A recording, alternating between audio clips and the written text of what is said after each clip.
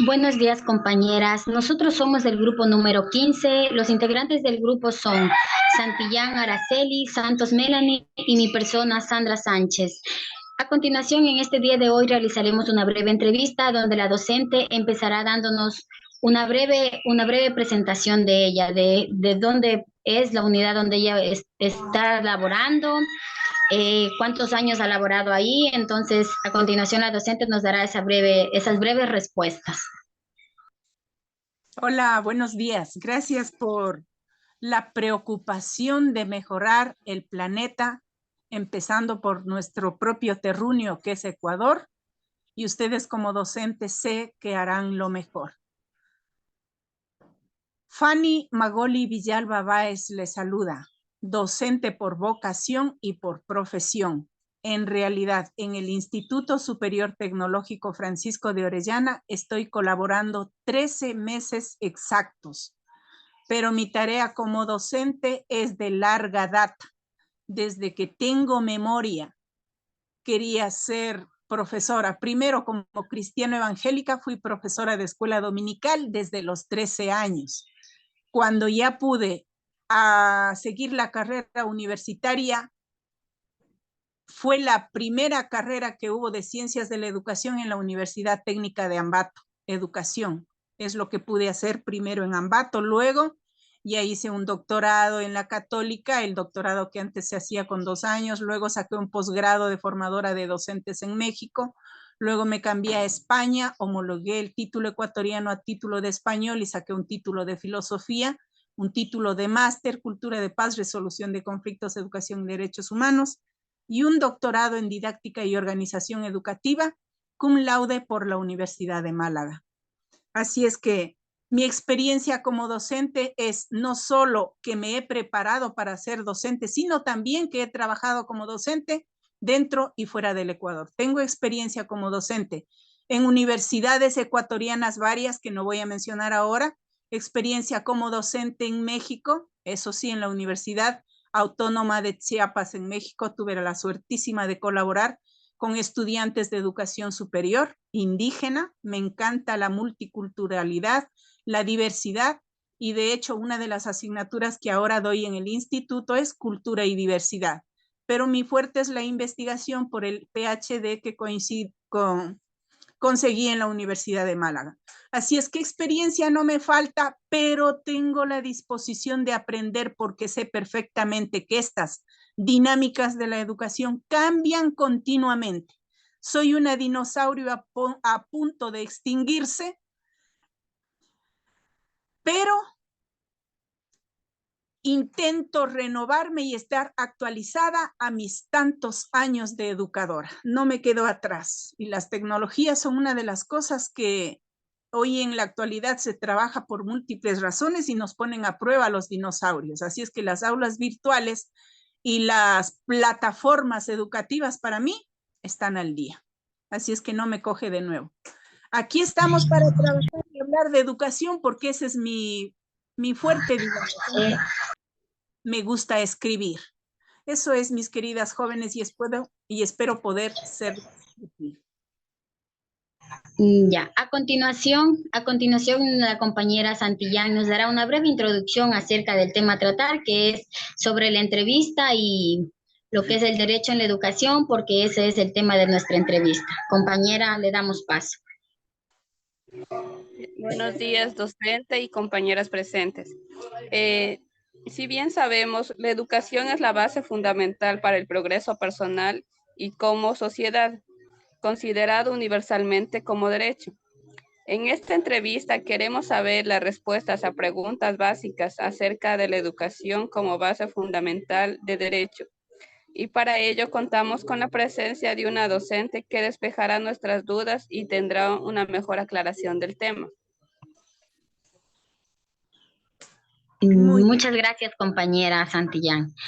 A continuación, pues yo voy a realizarle una pequeña pregunta a la docente Villalba para que ella, a partir de su experiencia, pues nos hable un poco de la siguiente pregunta que le realizaré. La pregunta es, ¿quién tiene la responsabilidad de garantizar el derecho a la educación? Bueno, según los derechos humanos fundamentales, como les había mencionado, quien es responsable de garantizar el derecho a la educación es el Estado. Los gobiernos del mundo deben garantizar la educación de su pueblo. La UNESCO plantea que la educación es un derecho humano fundamental que permite sacar a los hombres y las mujeres de la pobreza, superar las desigualdades y garantizar un desarrollo sostenible. Ese era el ideal. Les había mencionado ya algunas cositas un poquito antes, lo que dice la LOEI sobre la educación intercultural como educación universal, como ideal grande. Me había quedado en el artículo 27 que dice la LOEI acerca del derecho a la educación. Les había hecho una pregunta cuando les leí la Ley Orgánica de Educación. La educación es un derecho humano fundamental y es deber ineludible e inexcusable del Estado garantizar el acceso, permanencia y calidad de la educación para toda la población sin ningún tipo de discriminación. Les dije, apunten en el cuaderno, ¿se cumple o no? Primera opción, apuntarán, ¿se cumple o no la universalidad de la educación como derecho fundamental? Como deber del Estado, ¿se cumple o no se cumple? El artículo 29 de la Constitución de la Educación en el Ecuador dice: el Estado garantizará la libertad de enseñanza y el derecho de las personas de aprender en su propia lengua y ámbito cultural. También les dije, apunten la respuesta, ¿se cumple? ¿Se cumple que cada persona está aprendiendo en su propia lengua y ámbito cultural? Les decía que se acuerden cuántos pueblos y cuántas nacionalidades hay en el Ecuador. Por lo tanto, ¿se cumple? La tercera pregunta era sobre el artículo 26 de la LOEI. La Constitución de la República reconoce a la educación como un derecho que las personas lo ejercen a lo largo de su vida y un deber ineludible e inexcusable del Estado. ¿Se cumple? Las personas ejercen el derecho a la educación desde que nacen hasta que mueren en el Ecuador. Sí, ya ahí discúlpeme que le interrumpa, ya. A continuación la compañera Santillán también le va a realizar otra pregunta. Me falta terminar. Sobre la primera pregunta me queda el artículo 27 de la educación para pasar a la siguiente pregunta. Derecho a la educación constituye un área prioritaria de la población pública y de la inversión estatal. Debería ser un área atendida prioritariamente por el Estado. Debería garantizar la igualdad y la inclusión social y condición indispensable para el buen vivir. Condición indispensable para el buen vivir debería ser una buena educación. Las personas, las familias y la sociedad tienen el derecho y la responsabilidad de participar en el proceso educativo. Vuelve a apuntar en su cuaderno, vuelva a apuntar en su cuaderno. Se cumple el artículo 27 del derecho a la educación que nos debe garantizar el Estado ecuatoriano. Hay igualdad, hay inclusión social, hay condiciones indispensables para que exista el buen vivir en el Ecuador. Si existiera el buen vivir en el Ecuador, no tendríamos los problemas que estamos teniendo actualmente. 4 respuestas que necesito que las tengan pendientes ahí en el cuaderno. Continuamos, mi querida joven. A continuación, la compañera Santillán le realizará otra siguiente pregunta para que así mismo usted, a partir de su experiencia, nos responda. Mi pregunta hacia la docente sería, ¿en qué momento se vulnera el derecho a la educación?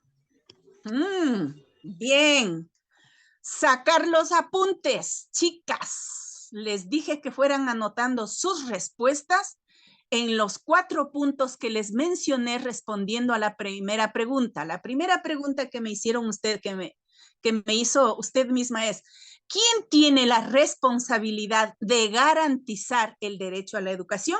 Llegamos a la conclusión de que el gobierno era quien debía garantizar la educación en el Ecuador a todas personas desde el momento en que esté en el vientre de la madre hasta su vejez, sin discriminación de raza, sexo, nacionalidad, ni nada por el estilo, conforme el artículo, ¿cuál era el artículo de los derechos humanos internacionales? Conforme el artículo 26 de los derechos humanos fundamentales, a cuyos preceptos se sumó Ecuador.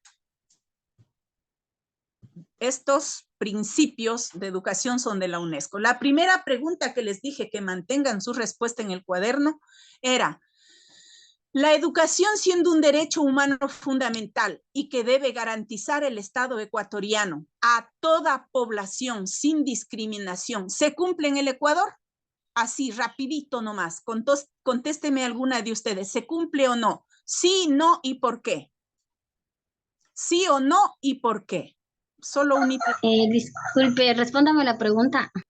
La pregunta es, si la Ley Orgánica de Educación Intercultural dice que la educación es un derecho humano fundamental y es deber ineludible e inexcusable del Estado garantizar el acceso, permanencia y calidad de la educación para toda la población sin ningún tipo de discriminación. La educación debe ser para todos sin ningún tipo de discriminación. Eso dice la ley orgánica. Yo les dije, apunten su respuesta. ¿Se cumple o no en el Ecuador? Solo le digo, alguna de ustedes dígame, sí o no se cumple en el Ecuador. Y ahí razonamos la respuesta. Ya. No. Ya, yo, o sea, desde mi punto de vista, opino que muchas de las veces no se cumple porque si hay discriminación, lo que es en escuelitas, colegios y hasta, digamos, hasta en universidades, porque siempre hay discriminación, la verdad. Yo opino que sí, pues, ¿y el por qué? Porque muchas de las veces nosotros como seres humanos somos como racistas. Entonces, de ahí se da lo que es la discriminación y es por eso que el Estado muchas de las veces no hace tampoco nada por cumplir lo que es el derecho a la educación, digamos, sin discriminación alguna hacia nuestros compañeros. Ahora Eso es lo que yo opino. Correcto, mija. Entonces, ¿se vulnera el derecho a la educación? Que es la segunda pregunta. ¿En qué momento se vulnera el derecho a la educación? Es la segunda pregunta que me ha hecho. Y acabas de responder tú que sí se vulnera con la gente que no tiene condiciones, las escuelas están distantes, no tengo dinero para movilizarme, no tengo transporte, tengo que trabajar aunque sea niño para sustentarme y sustentar a mi familia, y son múltiples factores en el Ecuador. No se respeta la niñez, son pocos los ámbitos en los que los derechos humanos en Ecuador se respetan, pero el ámbito educativo es de los más olvidados, lastimosamente. Lastimosamente, vulnerado el derecho a la educación en esta pregunta. Siguiente, le voy a evidenciar que se vulneran los derechos en el otro punto también, que le dije, apunte en su cuaderno. Dice el artículo 29 de la Constitución de la República: el Estado garantizará la libertad de enseñanza y el derecho de las personas de aprender en su propia lengua y ámbito cultural. Vamos a ver, ¿cuántas nacionalidades hay en el Ecuador? Pregunto, por cultura general, mis chicas preciosas. 14 nacionalidades, 17 pueblos indígenas, ¿verdad?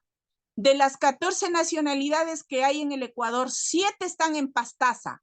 Pregunto, ¿las 7 nacionalidades que están en Pastaza reciben la educación en su propia lengua natal? Solo dígame sí o no. Quien quiera de ustedes, cariños, sí o no. ¿Reciben las 7 nacionalidades de Pastaza la educación en su lengua y ámbito cultural propio? ¿Sí o no? Quien quiera, sea valiente.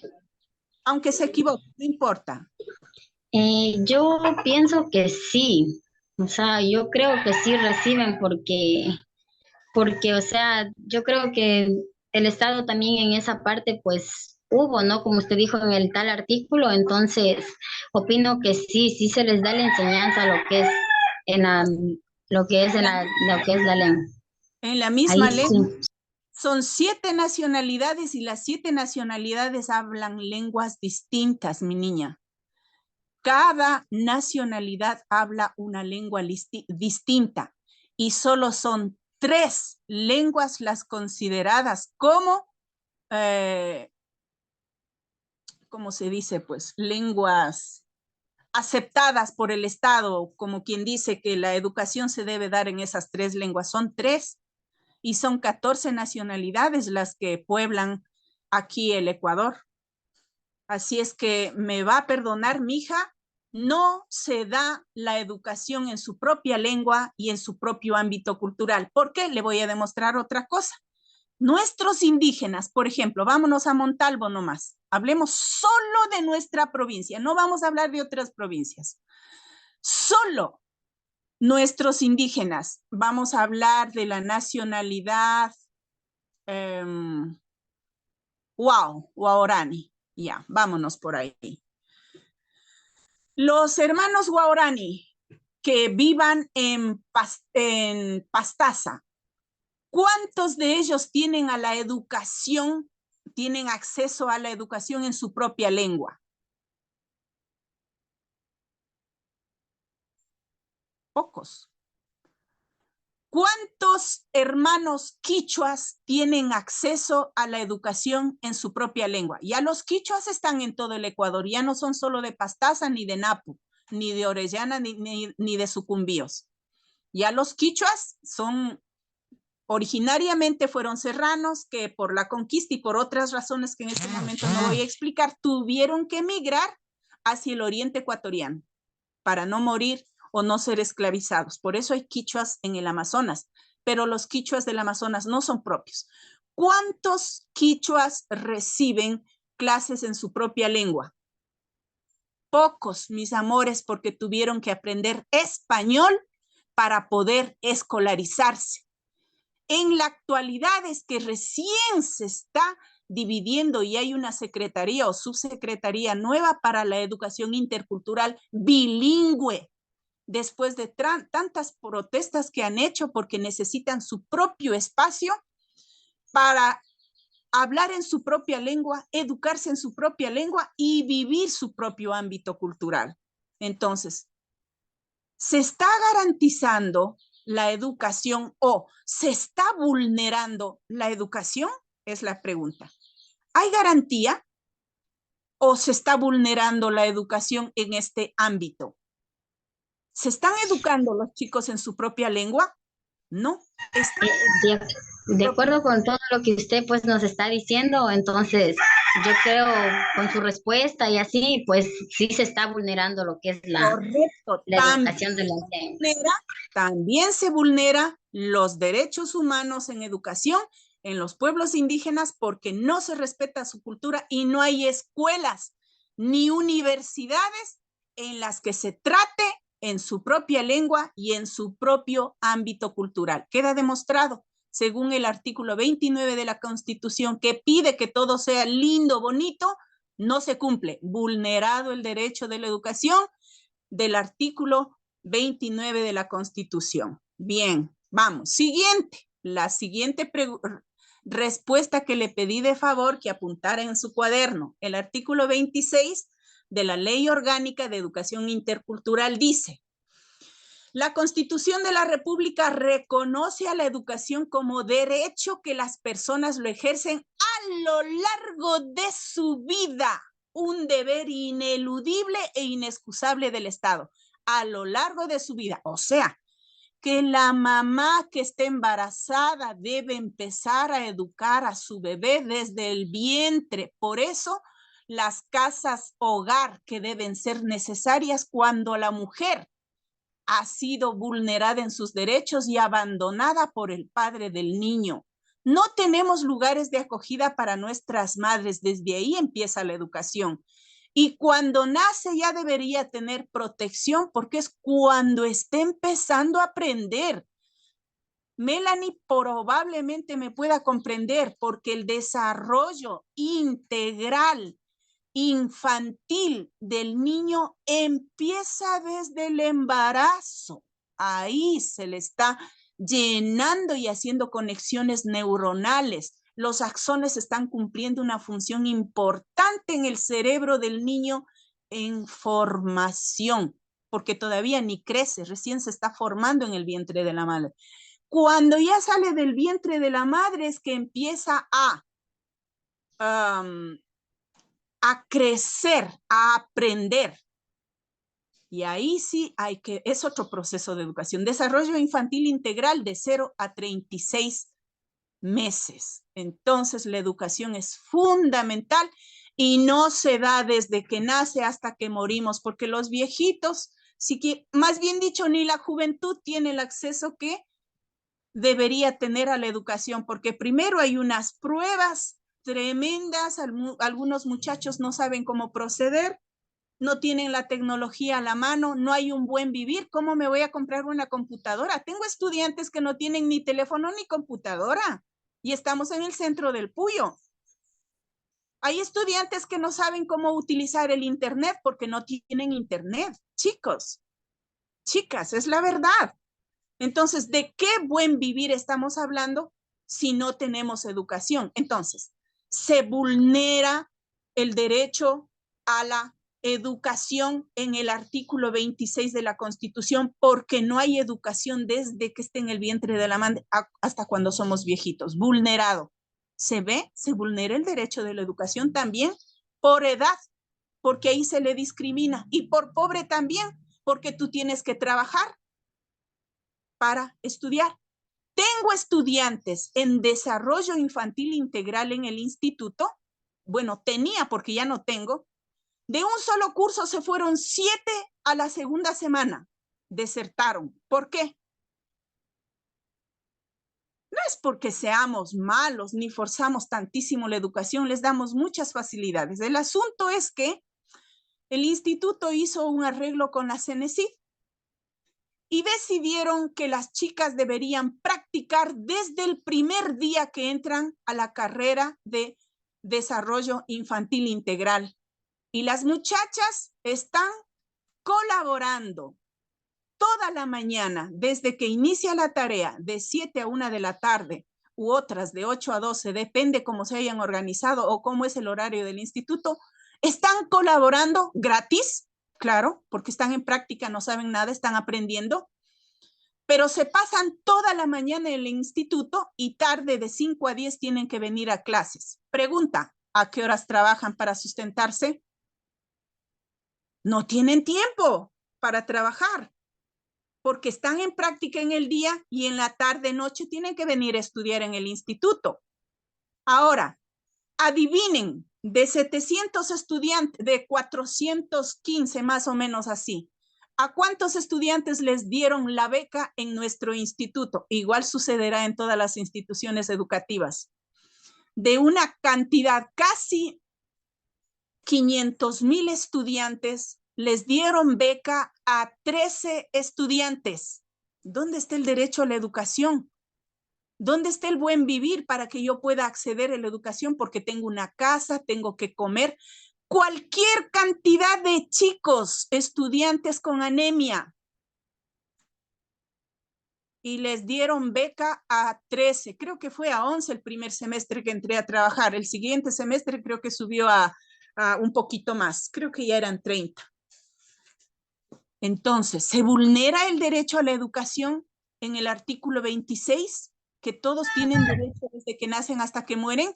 Sí, vulnerado el derecho a educación. Siguiente, la última.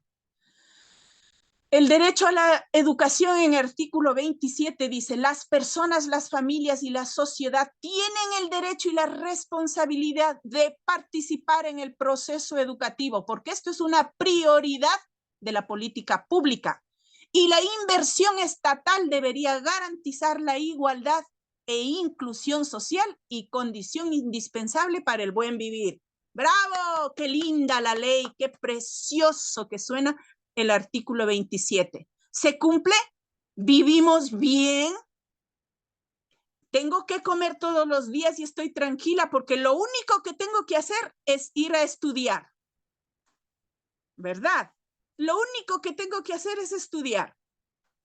¿Cuántas tienen que sacarse la mugre trabajando, arreglando el hogar? El sueldo que gana papá, el novio o el marido no alcanza. Tengo que buscarme la vida. Tengo que trabajar como pueda y hacer los deberes también. Y a veces mandan muchas tareas y no puedo. No tengo un buen vivir. No tengo un buen vivir.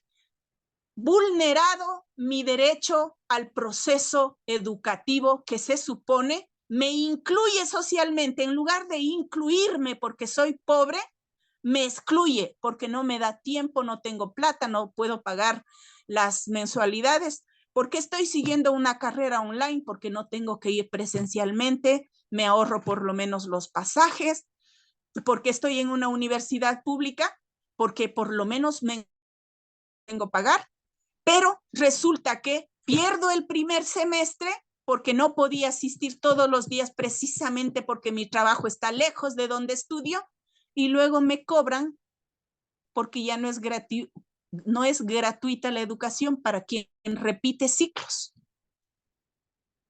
Ya es cobrado. Entonces, ¿dónde están mis derechos? Pues mis derechos han sido vulnerados porque no hay inclusión social y condiciones indispensables para un buen vivir. Demostrado, vulnerados mis derechos en todos estos artículos. Ahora, para concluir esta preguntita, la deserción escolar. Ustedes mismas vuelvan a decirme cuáles son las razones por las que hay deserción escolar. Yo ya les mencioné una. Jóvenes que no pueden trabajar para sustentarse y han decidido salirse de un solo curso, 7, porque no pueden trabajar. Ahora mencionen ustedes otras. Bueno, yo creo también que sería, digamos, si una estudiante sale embarazada, digamos, va a ser un pequeño inconveniente, seguir estudiando y, o sea, quedar embarazada y al mismo tiempo, digamos, tener que trabajar y así todo eso, ¿no? O sea, bueno, yo opino así, no sé. Es que claro, mija, en otros países, claro, que no podemos hablar de realidades distintas cuando vivimos esta, porque las soluciones deben ser desde aquí para nuestra sociedad. Pero como el dinero ha sido mal gastado, mucho dinero ha salido del Ecuador en manos sucias, porque nosotros mismos hemos elegido mal, hemos confiado en personas por palanqueo, que por palanqueo trabajo en esta institución de prestigio, por palanqueo tengo el cupo en esta institución más cercana, por palanqueo voy a trabajar con el partido político X, mejor voy a trabajar con el Z porque tengo... Y luego, cuando no gana el partido político tuyo, gana el contrario, votan a 400,000 trabajadores del partido político perdedor y meten a 400,000 personas que no estaban preparadas para trabajar en los puestos públicos, cualquiera, como era del partido político, sin preparación alguna, entran. Pregunta, ¿cuántos de los políticos que gobiernan nuestro país han dado pruebas de ingreso a la política? ¿Cuántos? Ni uno. ¿Cuántos profesores que han ingresado a la docencia con nombramiento han dado 1,000,000 de pruebas como para ir a la luna, decían ahí? Pruebas para astronautas. Todos, porque para ser profesor hay que hacer un montón de pruebas. ¿Cuánto gana un político y cuánto gana un profesor? Vulnerados los derechos en la educación aún de los profesores porque son los más preparados y los menos pagados. Y además, los rectores de todas las instituciones educativas son puestos políticamente, no por su capacidad. Me van a perdonar las autoridades, rectores y vicerrectores con todo el respeto, pero son puestos políticos. Y lastimosamente no todos están preparados para ser autoridades. Eso es, vulnerados nuestros derechos, porque se ha cambiado la educación por la política. Y la política que funciona en nuestro país no es la mejor. Entonces, deserción escolar, mala política de gobierno, mal funcionamiento de los fondos que deberían ser prioridad de educación para darnos un buen vivir. Contestada la segunda pregunta. Gracias por su atención, mis niñas. A continuación, nuestra compañera Melanie Santos nos dará pues una pequeña conclusión acerca de de toda la entrevista pues que hemos recibido de la docente Villalba.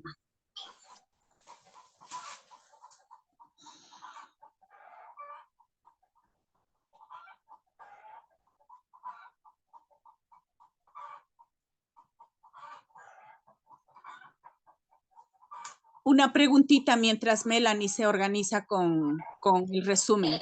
Les pregunto a todas las niñas que están ahí.